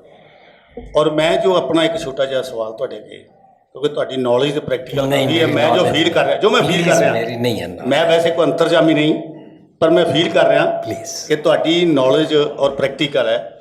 ਇੱਕ ਜੋ ਮੇਰੇ ਮਨ 'ਚ ਸਵਾਲ ਹੈ ਉਹ ਇਹ ਹੈ ਕਿ ਉੱਚੇ ਆਤਮਿਕ ਜੀਵਨ ਲਈ ਕੋਈ ਐਸੇ ਐਫਰਟਸ, ਵੈਸੇ ਤਾਂ ਇੱਕ ਸਤਿਗੁਰਾਂ ਦਾ ਹੁਕਮ ਹੈ ਜਿਸ ਤਰ੍ਹਾਂ 5 ਬਾਣੀਆਂ ਦਾ ਨਿਤਨੇਮ ਕਰਨਾ ਸਿੱਖ ਨੇ, ਔਰ ਸਿਮਰਨ 'ਤੇ ਵੀ ਤਕੀਦ ਹੈ। 1430 ਅੰਗ ਹਨ ਗੁਰੂ ਗ੍ਰੰਥ ਸਾਹਿਬ ਦੇ, ਔਰ ਹਰ ਅੰਗ ਦੇ ਉੱਪਰ ਤਕੀਦ ਹੈ ਕਿ ਸਿਮਰਨ ਜਿਹੜਾ ਹੈ ਉਹ ਕਰਨਾ, ਭਜਨ ਕਰਨਾ। ਹੁਣ ਜੋ ਵਖਰੇਵੇਂ ਬਣ ਗਏ ਹਨ ਕਿ ਸਿਮਰਨ ਕਿਸ ਤਰ੍ਹਾਂ ਕਰਨਾ ਹੈ, ਉਹ ਅਲੱਗ-ਅਲੱਗ ਜੁਗਤਾਂ ਚੱਲ ਪਈਆਂ।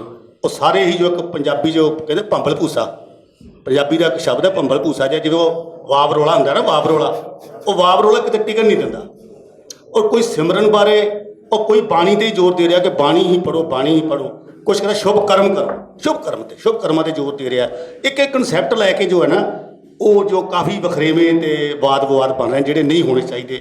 ਵੈਸੇ ਵਧੀਆ ਉੱਦਮ ਹੈ, ਔਰ ਮੇਰੀ ਬੇਨਤੀ ਹੈ ਕਿ ਉੱਚੇ ਆਤਮਿਕ ਜੀਵਨ ਲਈ ਕੋਈ ਐਸੇ ਐਫਰਟਸ ਦੱਸੋ, ਸਾਧਨ ਦੱਸੋ, ਜਿਹਦੇ ਨਾਲ ਅਸੀਂ ਗ੍ਰਸਥੀ ਹਾਂ, ਸਾਰੇ ਕਾਰ ਵਿਹਾਰ ਕਰਨੇ ਨੇ, ਕੰਮਕਾਰ ਵੀ ਕਰਨੇ, ਸਭ ਕੁਝ ਕਰਦਿਆਂ ਹੋਇਆਂ ਕਿ ਸਾਨੂੰ ਸਤਿਗੁਰਾਂ ਦਾ ਹੁਕਮ ਵੀ ਹੈ ਕਿ ਅਸੀਂ ਸਾਰੇ ਕਾਰ ਵਿਹਾਰ ਵੀ ਕਰਨੇ, ਗ੍ਰਸਥ ਵੀ ਚਲਾਉਣਾ, ਸਭ ਕੁਝ ਕਰਨਾ ਹੈ। ਲੇਕਿਨ ਇੱਕ ਉਸ ਮਾਲਕ ਤੋਂ ਜੋ ਸਾਡੀ ਦੂਰੀ ਪਈ ਹੈ, ਉਹ ਦੂਰੀ ਕਿਸ ਤਰ੍ਹਾਂ ਘਟੇ ਅਤੇ ਅਸੀਂ ਉਹਦੇ ਵਿੱਚ ਭੇਦ ਹੋ ਸਕੀਏ। ਫਿਰ ਸਾਡਾ ਮਿਲਾਪ, ਜੋ ਸਾਡਾ ਮੇਨ ਜੋ ਪ੍ਰਯੋਜਨ ਹੈ, ਗੋਬਿੰਦ ਮਿਲਣ ਕੀ ਇਹ ਤੇਰੀ ਬਰੀਆ, ਇਹ ਕਿਸ ਤਰ੍ਹਾਂ ਤੁਸੀਂ ਕੋਈ ਚਾਨਣਾ ਪਾਓ।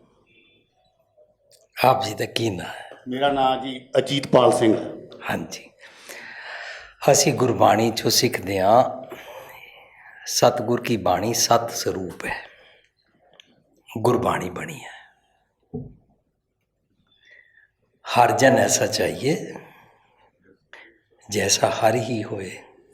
हर कैसा है?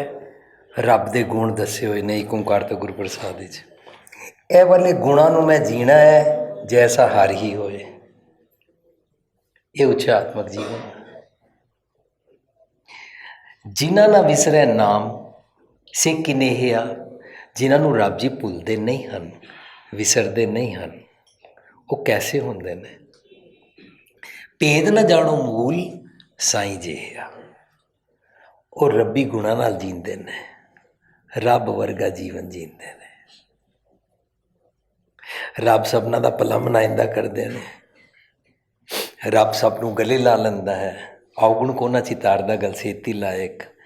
रब दे इस आकाश थल्ले हिंदू मुसलमान सिख ईसाई जैनी बोधी आस्तिक नास्तिक एथीस्ट कम्युनिस्ट चोर उचक्का शैतान संत हर कोई रह सकता है, तो मैं क्यों मनुखा तो औखा हाँ, है ना। मैं जिहड़ा साडी पुस्तक है विरासत, उहदे विच असीं समझिया गुरु ग्रंथ साहिब दे उत्ते चंदोए दा प्रतीक की है। चंदोए दा प्रतीक है चांद इस आकाश वांगू, जिस आकाश थल्ले सारे रह सकते हैं, सब वास्ते इक्वैलिटी का। इस तरह ही इस चंदोए दे थल्ले है जिहड़ा ये गुरु ग्रंथ साहिब दा प्रकाश किया गया है, सारी मनुखता दे भले वास्ते, सारिਆਂ ਦੀ इक्वैलिटी वास्ते है। मैं मुसलमान नूं ही जफ्फी पा सकां, हिंदू नूं ही पा सकां, सिख नूं ही पा सकां, नीली पगड़ी वाला काली पगड़ी वाले नूं ही पा सके, चिट्टे कपड़े वाला नीले कपड़े वाले नूं ही पा सके, भेखदा नफरत ना आए, अमीर गरीब नूं ही पा सकां जफ्फी। सारे तेरे माता पिता मेरे माता पिता ने, इसा करदे करदे एक पिता एक इसके मुबारक जी सकां। ये वाली जीवन जाच गुरबाणी सानू सिखाती है। सतगुर की बाणी सत स्वरूप है। सत स्वरूप मीन्स जैसा रब जी है, रब जी सत है ना, सच है ना, गुरबाणी बनी है। ਇੱਕ ਛੋਟਾ ਜਿਹਾ ਨਾਲ ਪੁਆਇੰਟਸ ਦੇ ਜੁੜਦਾ ਹੀ ਬੰਦਾ ਹੈ ਕਿ ਜਿਸ ਤਰ੍ਹਾਂ ਅਸੀਂ ਹੁਣ ਵਿਚਾਰ ਕਰਦੇ ਹਾਂ, ਠੀਕ ਹੈ ਜੀ, ਸ਼ੰਕਾ ਨਿਵਰਤ ਹੋਇਆ, ਪਰ ਇੱਕ ਸਟੇਜ 'ਤੇ ਸਤਿਗੁਰਾਂ ਨੇ ਵਿਚਾਰ ਮਾਰੇ ਤਰੇ ਤਾਰੇ, ਇਹ ਵੀ ਇੱਕ ਕਨਸੈਪਟ ਦਿੱਤਾ ਹੈ ਕਿ ਵਿਚਾਰ, ਇਹ ਵੀ ਕੋਈ ਲੈਵਲ ਤੁਹਾਡਾ ਤਾਂ ਪ੍ਰੈਕਟੀਕਲ ਹੈ ਕਿ ਵਿਚਾਰ ਕਿਸੇ ਲੈਵਲ 'ਤੇ ਆ ਕੇ ਮਰ ਜਾਂਦੇ ਹਨ, ਫਿਰ ਹੀ ਅੱਗੇ ਜਾ ਕੇ ਗੱਲ ਬਣਦੀ ਹੈ, ਖੇਡ ਬਣਦੀ ਹੈ।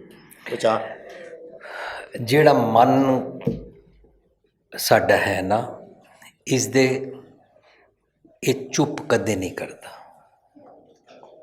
ਇਸ ਕਰਕੇ ਇਹਦੇ ਵਿਚਾਰ ਵੀ ਮਰਦੇ ਨਹੀਂ ਹਨ। ਮੰਦੇ ਵਿਚਾਰਾਂ ਨੂੰ उभर के बार बार पॉपअप होके सामने आण दी आदत ਨੂੰ ਸਪਰੈਸ ਕਰਨਾ ਹੈ ਤੇ ਚੰਗੇ ਵਿਚਾਰ ਆਣ, ਇਹ ਚੰਗੀ ਗੱਲ ਹੈ।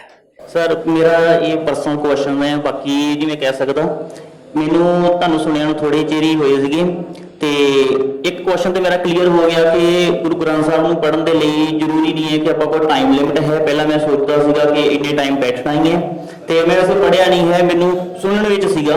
ਤੇ ਦੂਸਰਾ ਸਰ ਇਹ ਕੁਐਸਚਨ ਹੈ ਮੇਰਾ ਕਿ ਐਜ਼ ਅ ਟੀਚਰ ਜਿਵੇਂ ਦੱਸਦਾ ਮੇਰੇ ਲਈ ਜੇ ਤੁਹਾਨੂੰ ਕੁਐਸਚਨ ਸਿਰਫ ਤੁਸੀਂ ਮੈਨੂੰ ਦੱਸਣਾ ਜਾਂ ਕੋਈ ਸਮਝਦਾ ਹੋਵੇ, ਮੈਂ ਉਹਦੇ ਲਈ ਨਹੀਂ ਕਹਿ ਸਕਦਾ ਕਿ ਇੱਕ ਟੀਚਰ ਜਿਵੇਂ ਕਹਿੰਦਾ ਕਿ ਸਟੂਡੈਂਟ ਨੂੰ ਕਿ ਤੂੰ ਇਸ ਤਰ੍ਹਾਂ ਚੱਲੇਗਾ, ਤੂੰ ਇਸ ਰਸਤੇ ਤੇ ਪਹੁੰਚ ਜਾਏਗਾ ਜਲਦੀ। ਮੇਰਾ ਹੈ ਕਿ ਸਰ ਗੁਰੂ ਬਾਣੀ ਪ੍ਰਤੀ ਆਸਥਾ ਜਾਂ ਉਹਦੇ ਰਾਹ ਤੇ ਚੱਲਣ ਲਈ, ਉਹਦੇ ਪ੍ਰਤੀ ਚੱਲਣ ਲਈ ਜ਼ਰੂਰੀ ਹੈ ਕਿ ਸਾਨੂੰ ਆਪਣਾ ਬਾਣਾ ਚੇਂਜ ਕਰਨਾ ਪਏਗਾ। ਬੜੇ ਵਿਚਾਰ ਸੁਣੇ, ਕਈਆਂ ਨੇ ਕੋਈ ਕਿਸੇ ਤਰ੍ਹਾਂ ਢੰਗ ਨਾਲ ਕਹਿਣਾ, ਕਿਸੇ ਨੇ ਕਿਸੇ ਢੰਗ ਨਾਲ ਕਹਿਣਾ ਤੇ ਮੇਰੇ ਮਨ ਨਹੀਂ ਵੱਜਦਾ ਸੀਗਾ ਕਿ ਮੈਂ ਸੁਣਦਾ ਹੀ ਨਹੀਂ ਸੀਗਾ ਕਿ ਮੇਰਾ ਆਪਣਾ ਮਨ ਨਹੀਂ, ਯਾਰ ਇਸ ਤਰ੍ਹਾਂ ਨਹੀਂ ਹੁੰਦਾ, ਯਾਰ ਇਸ ਤਰ੍ਹਾਂ ਹੁੰਦਾ।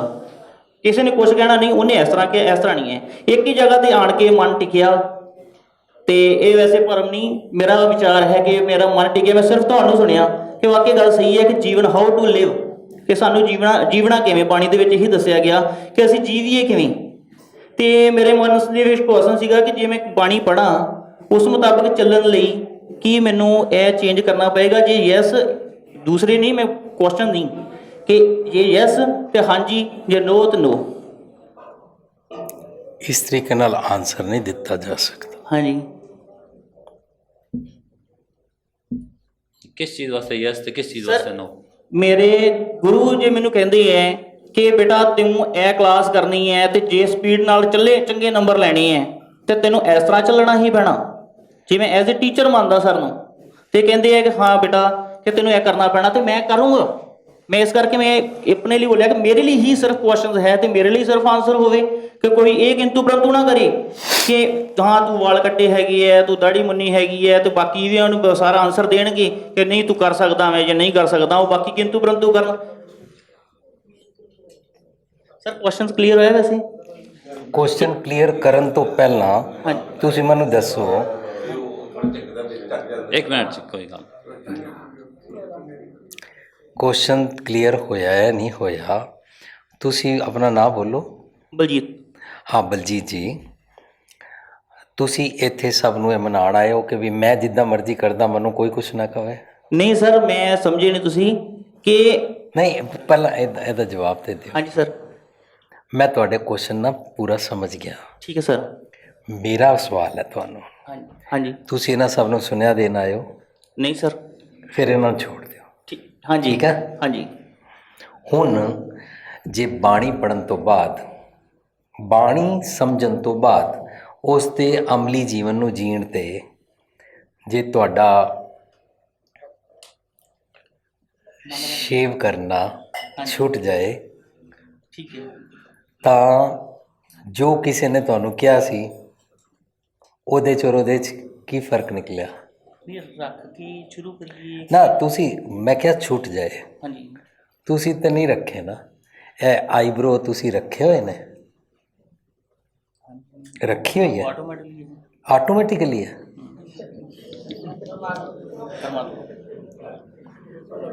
ਬਲਜੀਤ ਜੀ ਆਨਸਰ ਹੋ ਗਿਆ, ਤੁਸੀਂ ਹੁਣ ਵਿਚਾਰ ਨਾ ਕਰ ਜਾ ਕੇ, ਠੀਕ ਹੈ ਨਾ? ਮੇਰਾ ਸਰ ਕੁਐਸਚਨ ਸੀਗਾ ਮੈਂ ਜਿਨ੍ਹਾਂ ਨੇ ਤੁਹਾਨੂੰ, ਇਸ ਤਰ੍ਹਾਂ ਹੀ ਤੁਸੀਂ ਕਰੋ ਜੀ ਸਦਕੇ ਕਰੋ, ਪਰ ਬਾਣੀ ਪੜ੍ਹਨ ਤੋਂ ਬਾਅਦ ਜੇ ਤੁਹਾਨੂੰ ਰਜ਼ਾ ਪਾਣਾ, ਨਿਯਮ ਕੁਦਰਤ ਦੇ ਸਾਰੇ ਸਮਝ ਆਉਣੇ ਸ਼ੁਰੂ ਹੋ ਗਏ ਔਰ ਤੁਹਾਡਾ ਸ਼ੇਵ ਕਰਨਾ ਛੁੱਟ ਗਿਆ, ਰੇਜ਼ਰ ਤੇ ਰੱਬ ਜੀ ਨੇ ਨਹੀਂ ਨਾ ਬਣਾਇਆ, ਹੈ ਨਾ? ਜੋ ਛੁੱਟ ਗਿਆ ਤਾਂ ਤੁਸੀਂ ਕੀ ਕਹੋਗੇ? ਮੈਂ ਹੁਣ ਰੱਖ ਲੈਣੇ, ਜਾਂ ਇਹ ਕਹੋਗੇ ਹੁਣ ਮੈਂ ਕੱਟਣੇ ਛੱਡ ਦਿੱਤੇ ਨੇ? ਉਹ ਜਿਸ ਨੇ ਛੱਡੇ ਨੇ ਨਾ, ਉਸ ਮਨ ਨੂੰ ਜੇ ਸਤਿਗੁਰ ਦੀ ਮੱਤ ਸਮਝ ਆ ਗਈ ਤਾਂ, ਹੈ ਨਾ? ਇਹੀ ਕਾਰਨ ਸੀਗਾ ਕਿ ਮੈਂ ਕਿਹਾ ਜਿਸ ਤਰ੍ਹਾਂ ਸਪੀਡ। ਇੱਕ ਮਿੰਟ ਬਸ ਮੇਰੀ ਬੇਨਤੀ ਹੈ, ਜਿੰਨਾ ਛੇਤੀ ਹੋ ਸਕਦਾ ਪੜ੍ਹਨੀ ਸ਼ੁਰੂ। ਬਹੁਤ ਸਾਰੇ ਸਵਾਲ ਤੁਹਾਡੇ ਲਿਖੇ ਆਏ ਨੇ। ਇੱਕ ਸਾਡੀ ਇਹ ਭੈਣ ਦਾ ਬਹੁਤ ਇੰਪੋਰਟੈਂਟ ਕੁਐਸਚਨ ਹੈ ਜੋ ਲਿਖ ਕੇ ਦੇ ਗਏ ਨੇ। ਸਭ ਤੋਂ ਪਹਿਲੇ ਮੈਨੂੰ, ਮੇਰਾ ਬੇਟਾ 8 ਸਾਲ ਦਾ ਹੈ ਔਰ ਲੜਕੀ 3 ਸਾਲ ਦੀ। ਮੈਨੂੰ ਕੁੜੀਆਂ ਚੰਗੀਆਂ ਲੱਗਦੀਆਂ ਹਨ। ਬੇਟੇ ਨੂੰ ਕੰਪਲੇਨ ਰਹਿੰਦੀ ਹੈ ਕਿ ਮੈਨੂੰ ਨਹੀਂ ਪਿਆਰ ਕਰਦੇ, ਜਾਂ ਉਹਦੇ ਨਾਲ ਆਪਣਾ ਕੁੜੀ ਨਾਲ ਬਹੁਤ ਅਟੈਚ ਹਨ। ਛੋਟੀਆਂ ਛੋਟੀਆਂ ਗੱਲਾਂ ਸੋਚਦਾ ਹੈ, ਦਿਮਾਗ ਵਿੱਚ ਰੱਖਦਾ ਹੈ, ਸਿਰ ਦਰਦ ਕਰਦਾ ਹੈ। ਮੈਂ ਇੱਕ ਸਟ੍ਰਿਕਟ ਤੇ ਡਿਸਪਲਿਨ ਮਦਰ ਸੀ, ਰਿਅਲਾਈਜ਼ ਹੋਇਆ ਚੇਂਜ ਹੋ ਰਹੀ ਹਾਂ, ਬਟ ਆਪਣੇ ਬੱਚੇ ਦੇ ਦਿਮਾਗ ਵਿੱਚੋਂ ਗੱਲਾਂ ਕੱਢ ਨਹੀਂ ਪਾ ਰਹੀ। ਆਈ ਕੈਨ ਨਾਟ ਕਨਸੀਵ ਐਨੀ ਮੋਰ, ਅਤੇ ਚਾਹੁੰਦੀ ਹਾਂ ਕਿ ਇੱਕ ਬੇਟਾ ਜੋ ਪਰਮਾਤਮਾ ਨੇ ਦਿੱਤਾ ਹੈ ਉਸ ਨੂੰ ਵਧੀਆ ਪਰਵਰਿਸ਼ ਦਿਆਂ। ਹੀ is topper in every field, ਫਿਰ ਵੀ ਕੋਈ ਪਿਕਚਰ ਵੇਖ ਕੇ ਸਾਰੀ ਰਾਤ ਡਰਿਆ ਰਹਿੰਦਾ ਹੈ। ਕੰਪਲੇਨ ਹੈ ਚੰਗੀ ਸ਼ਖਸੀਅਤ ਕਿਵੇਂ ਦਿਆਂ। ਜਿਸ ਭੈਣ ਨੇ ਕੁਐਸਚਨ ਕੀਤਾ ਹੈ, ਮੁਬਾਰਕ ਹੈ ਕਿ ਉਹ ਇਸ ਤਰ੍ਹਾਂ ਵਿਚਾਰਦੀ ਹੈ। ਇਹ ਵੀ ਬਹੁਤ ਅੱਛੀ ਗੱਲ ਹੈ ਕਿ ਉਹਦੇ ਮਨ ਅੰਦਰ ਬੇਟੀਆਂ ਬਾਰੇ ਪਿਆਰ ਹੈ। ਭਰੂਣ ਹੱਤਿਆ ਵਾਲੀਆਂ ਮਾਵਾਂ ਜਾਂ ਸੱਸਾਂ ਜਾਂ ਜਿਹੜੇ ਵੀ ਲੋਕੀ ਨੇ, ਉਹਨਾਂ ਦੇ ਅੰਦਰ ਤੇ ਬੇਟੀਆਂ ਬਾਰੇ ਬਿਲਕੁਲ ਪਿਆਰ ਹੀ ਨਹੀਂ ਹੈ। ਲੇਕਿਨ ਜਦੋਂ ਅਸੀਂ ਬੇਟੀ ਨੂੰ ਪਿਆਰ ਕਰੀਏ ਤਾਂ ਇਹ ਵੀ ਨਹੀਂ ਕਿਹਾ ਗਿਆ ਕਿ ਬੇਟੇ ਨਾਲ ਅਸੀਂ ਡਿਸਕ੍ਰਿਮੀਨੇਸ਼ਨ ਕਰੀਏ। ਮੈਨੂੰ ਨਹੀਂ ਪਤਾ ਕਿ ਇਹ ਭੈਣ ਜੀ ਡਿਸਕ੍ਰਿਮੀਨੇਟ ਕਰਦੇ ਹਨ ਕਿ ਨਹੀਂ, ਲੇਕਿਨ ਸਵਾਲ ਤੋਂ ਪਤਾ ਲੱਗ ਰਿਹਾ ਕਿ ਬੱਚਾ ਡਰਿਆ ਹੋਇਆ ਹੈ। ਇਹਦਾ ਮਤਲਬ ਇਹ ਭੈਣ ਜੀ ਉਸ ਨੂੰ ਗੁੱਸਾ ਕਰਦੇ ਸਨ, ਜਿਹਦੇ ਬਾਰੇ ਉਹਨਾਂ ਨੇ ਸਰੈਂਡਰ ਕੀਤਾ ਕਿ ਮੈਂ ਹੁਣ ਆਪਣੇ ਆਪ ਨੂੰ ਸੁਧਾਰ ਰਹੀ ਹਾਂ। ਬੱਚੇ ਦਾ ਬਚਪਨ ਤੋਂ ਕ੍ਰੋਧ ਕਰਨ ਉੱਤੇ ਮਾਤਾ ਪਿਤਾ ਵੱਲੋਂ ਜਿਹੜਾ ਕ੍ਰੋਧ ਕੀਤਾ ਜਾਂਦਾ ਹੈ, ਉਹਦੇ ਕਈ ਸੈਲਸ ਡੈਡ ਹੋ ਜਾਂਦੇ ਨੇ। ਉਹਨੂੰ ਮੈਲ ਫੰਕਸ਼ਨਿੰਗ ਕਹਿੰਦੇ ਨੇ। ਮੈਲ ਫੰਕਸ਼ਨਿੰਗ ਹੋ ਜਾਂਦੀ ਹੈ। ਉਹ ਸੱਚ ਔਰ ਚੰਗਾ ਔਰ ਦਲੇਰੀ ਨਾਲ ਔਰ ਆਜ਼ਾਦੀ ਨਾਲ ਇੰਡੀਪੈਂਡੈਂਟ ਸੈਲਫ ਜਿਹੜਾ ਐਸਟੀਮ ਹੈ, ਇਹ ਸਾਰਾ ਕੁਝ ਨਹੀਂ ਜੀ ਪਾਉਂਦਾ। ਇਹਨਾਂ ਭੈਣ ਜੀ ਅੱਗੇ ਸਿਰਫ ਇਤਨੀ ਬੇਨਤੀ ਹੈ, ਤੁਸੀਂ ਬੱਚੇ ਨੂੰ ਵੱਧ ਤੋਂ ਵੱਧ ਪਿਆਰ ਕਰੋ, ਉਹਦੀ ਸੈਲਫ ਐਸਟੀਮ ਵਧਾਓ ਔਰ ਉਸ ਨੂੰ ਕਹੋ ਅਸੀਂ ਪਿੱਛੇ ਤੇਰੇ ਹਾਂ ਤੇ ਨਾਲ ਹਾਂ, ਤੂੰ ਚੜ੍ਹਦੀ ਕਲਾ 'ਚ ਰਹਿ। ਉਸ ਨੂੰ ਸਿਰਫ ਪਿਆਰ ਕੀਤਾ ਜਾ ਸਕਦਾ ਹੈ। ਉਸ ਨੂੰ ਚੰਗੀ ਸ਼ਖਸੀਅਤ ਬਣਾਉਣਾ ਤਾਂ ਉਹਦਾ ਡਰ ਕੱਢਣਾ ਹੈ ਅਤੇ ਉਹਨੂੰ ਪਿਆਰ ਦੇ ਕੇ ਉਹਦੇ ਡਰ ਨੂੰ ਆਊਟ ਕਰ ਦੇਣਾ, ਤਾਂ ਇਹ ਜੀਵਨ ਉਸ ਦਾ ਚੰਗੀ ਸ਼ਖਸੀਅਤ ਬਣ ਜਾਏਗਾ। ਜਿਹੜੀ ਪਹਿਲੀਆਂ ਗਲਤੀਆਂ ਕਰ ਦਿੱਤੀਆਂ ਗਈਆਂ, ਉਹਨਾਂ ਦਾ ਸੋਲੂਸ਼ਨ ਪਿਆਰ ਹੈ। ਵਾਹਿਗੁਰੂ ਜੀ ਕਾ ਖਾਲਸਾ, ਵਾਹਿਗੁਰੂ ਜੀ ਕੀ ਫਤਿਹ। ਮੇਰਾ ਇੱਕ ਕੁਐਸਚਨ ਥੋੜ੍ਹਾ ਜਿਹਾ ਹੈ। ਮੰਦਾ ਕਿਸ ਨੂੰ ਆਖੀਏ, ਸਬਜ਼ ਵਸਦਾ ਆਪ। ਇੱਕ ਪੰਕਤੀ ਹੈ, ਦੁਸ਼ਟ ਦੂਤ ਪਰਮੇਸ਼ਰ ਮਾਰੇ, ਚੰਨ ਕੀ ਪੈਰ ਰੱਖਿਆ ਕਰਤਾ। ਇਸ ਨੂੰ ਜਾਗੋ। ਹਾਂਜੀ, ਦੁਸ਼ਟ ਦੂਤ ਮੇਰੇ ਮੰਦੇ ਖਿਆਲਾਂ ਨੂੰ ਕਹਿੰਦੇ ਨੇ, ਜਮ ਬੁੱਧੀ ਨੂੰ ਕਹਿੰਦੇ ਨੇ, ਈਵਲ ਥਾਟਸ ਨੂੰ ਕਹਿੰਦੇ ਨੇ, ਡੀਮਨਸ ਥਾਟ ਨੂੰ ਦੁਸ਼ਟ ਦੂਤ ਕਹਿੰਦੇ ਨੇ। ਨਾ ਸਮਝੋ ਕਿਲ ਵਿਖੋ ਕਰਤਾ ਆਕਾਰ ਆਇਆ। ਦੂਤੇ ਦਹਿਨ ਪਿਆ, ਦੂਤੇ ਦੁਸ਼ਟ ਦੂਤ ਮੰਦੇ ਖਿਆਲ ਸੜ ਗਏ, ਜਲ ਗਏ। ਇੱਕ ਤਾਂ ਲੰਕਾ ਦਾ ਦਹਿਨ ਹੋਇਆ ਸੀ ਨਾ, ਮੰਦੇ ਖਿਆਲਾਂ ਦਾ ਦਹਿਨ ਹੋ ਗਿਆ। ਦੂਤੇ ਦਹਿਨ ਪਿਆ, ਗੋਬਿੰਦ ਪ੍ਰਗਟਾਇਆ। ਜੋ ਮੈਂ ਆਪਣੇ ਮੰਦੇ ਖਿਆਲਾਂ ਨੂੰ ਆਊਟ ਕਰਦਾ ਹਾਂ, ਖਤਮ ਕਰਦਾ ਹਾਂ, ਚੰਗਾ ਸੁਭਾਅ ਬਣਾਉਂਦਾ, ਅਵਗੁਣ ਛੋੜ ਗੁਣਾ ਕੋ ਤਾਬੋ ਵੱਲ ਵੱਧਦਾ ਹਾਂ, ਤਾਂ ਮੈਨੂੰ ਮੇਰੇ ਅੰਦਰ ਵਾਲੇ ਰੱਬ ਜੀ ਨਜ਼ਰ ਆਉਣੇ ਸ਼ੁਰੂ ਹੋ ਜਾਂਦੇ ਨੇ। ਮੰਦਾ ਕਿਸੇ ਨੂੰ ਨਹੀਂ ਆਖ ਸਕਦੇ। ਉਸ ਮਨੁੱਖ ਦਾ ਕਰਮ ਮੰਦਾ ਹੋ ਸਕਦਾ ਹੈ, ਮਨੁੱਖ ਪੈੜਾ ਨਹੀਂ ਹੁੰਦਾ। ਉਹਦਾ ਥਾਟ ਪ੍ਰੋਸੈਸ ਦੇ ਕਾਰਨ ਉਹ ਗਲਤ ਐਕਸ਼ਨ ਕਰ ਰਿਹਾ ਹੈ। पाप से नफरत करो, पापी से नहीं, है ना। इंज मंदा कोई नहीं होता। ते दूत दुष्ट दुश्मन वैरी ये मंदे ख्यालों नूं कहते हैं। ਇਸ ਦਾ ਆਪਾਂ ਜਿਹੜੀ ਗੱਲ ਕੀਤੀ ਹੈ, ਪਰਮਾਤਮਾ ਇਸ ਨੂੰ ਮਾਰੇ, ਜਿਹੜਾ ਇਹ ਸ਼ਬਦ ਵਿੱਚ परमात्मा इसनूं मारे। ਦੁਸ਼ਟ ਦੂਤ ਪਰਮੇਸ਼ਰ। हाँ, मेरे अंदर रब जी वसते ने, उन्हां दी मत ले लो ਤਾਂ ਮੰਦੇ ਖਿਆਲ ਖਤਮ ਹੋ ਜਾਂਦੇ ਨੇ। ਪਰ ਜੇ ਮੈਂ ਪਾਠ ਕਰਾਂ, 40 ਦਿਨ ਦੇ ਬਦਲੇ 4 ਸਾਲ ਮੈਂ ਗੁਰਦੁਆਰੇ ਜਾਵਾਂ ਔਰ ਕੋਈ ਅਖੰਡ ਪਾਠ ਰਖਾ ਕੇ ਫਿਰ ਕਵਾਂ ਮੇਰੀ ਮਨੋਕਾਮਨਾ ਇਹ ਹੈ ਕਿ ਫਲਾਣੇ ਬੰਦੇ ਨੂੰ ਰੱਬ ਜੀ ਤੁਸੀਂ ਮਾਰੋ ਕਿਉਂਕਿ ਉਹ ਭੈੜਾ ਹੈ, ਇਹਨੂੰ ਗੁਰਮਤ ਨਹੀਂ ਮਿਲਦੀ। ਨਹੀਂ, ਮੈਂ ਇਸੇ ਗੱਲ ਤੋਂ ਵੀ ਅੱਗੇ ਨਹੀਂ ਮੰਨਦਾ। ਸਿਮਰਨ ਸਵਾਸ ਸਵਾਸ ਕਰੋ, ਦੁੱਖ ਕਲੇਸ਼ ਖਤਮ ਤਦ ਵੀ ਨਾ ਹੋ। ਆਫਟਰ ਦੈਟ ਕਿ ਇਸ ਚੀਜ਼ ਦਾ ਜਿਹੜਾ ਇਹ ਸ਼ਬਦ ਅਸੀਂ ਪੜ੍ਹਦੇ ਹਾਂ ਰੋਜ਼ ਦਰਬਾਰ ਸਾਹਿਬ ਵਿੱਚੋਂ ਆਰਤੀ ਦੇ ਸਮੇਂ ਤੇ ਅਖੀਰ ਤੇ ਸ਼ਬਦ ਪੜ੍ਹਿਆ ਜਾਂਦਾ ਦੋਸਤੋ ਪਰਮੇਸ਼ਰ ਮਾਰੇ ਮੇਰੀ ਇੱਥੇ ਆ ਕੇ ਸੋਈ ਜਿਹੜੀ ਆ ਰੁਕ ਗਈ ਹੈ ਵੀਰ ਜੀ ਪੂਰਾ ਸ਼ਬਦ ਪੜ੍ਹਨਾ ਪਏਗਾ ਨਾ ਕਿੱਥੋਂ ਸ਼ੁਰੂ ਹੁੰਦਾ ਹੈ थिर बैसो थिर कर बैसो अर्जन प्यारे सतगुरु तुमरे काज सवारे काज किया काज समझेंगे ना दुष्ट स्थिर कर बैसो हरजन प्यारे सतगुरु तुमरे काज मारे दुष्ट दूत परमेश्वर मारे जन की पैज रखी करता रे पैज पैज एक तो बरादरी च पैज रखी दा लाज पत पैज रखी दा एक है विकार जो मनु सताते ने तो मेरी लाज पत लुटी जाती है उन्होंने कहते ने द्रौपदी की पत लुटी गई मंदे ख्यालों तो मेरी पत ना लुटी जाए जन की पैज रखी करता रहे है ना ए जो मंदे ख्यालों तो पैज मेरी ना लुटी जाए वो वाली जी मत मिलती है और मंदे ख्यालों नाल कॉम्बैट करना आ जाता है यह दुष्ट दूत परमेश्वर मारे कहलाता है एक कारज रास कहलाता है थैंक यू